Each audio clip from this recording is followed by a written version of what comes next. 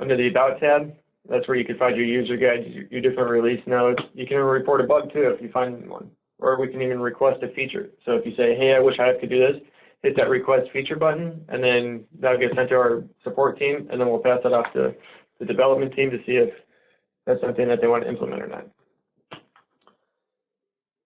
If you click under your name, you have different settings for how you want HIVE to look.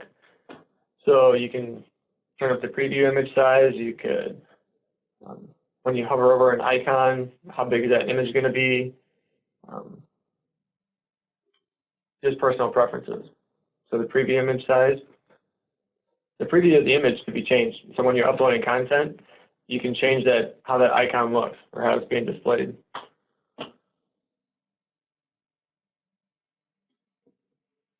So we'll go to the search tab. So right there, as I hovered over it, I could make that even bigger if I wanted, or I could make this image bigger if I'd like to. So now I can go edit that real quick, and I can click the pencil, and I can change that preview image to whatever I would like it to be for it to display better. If I have a certain look I'm going for, I can certainly add it in there.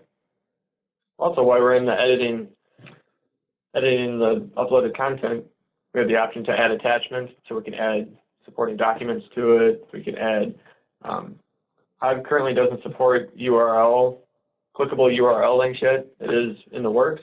So that's where we'll be able to add in put URLs to manufacturers' websites and such. But currently you can add links to, you can have a text document that has a link to it. Here's all the libraries that are associated with this door double glass RFA family. Here's where we can add some content. And here's where we can see assign the rating and when of that certain object. Then we can also see who uploaded.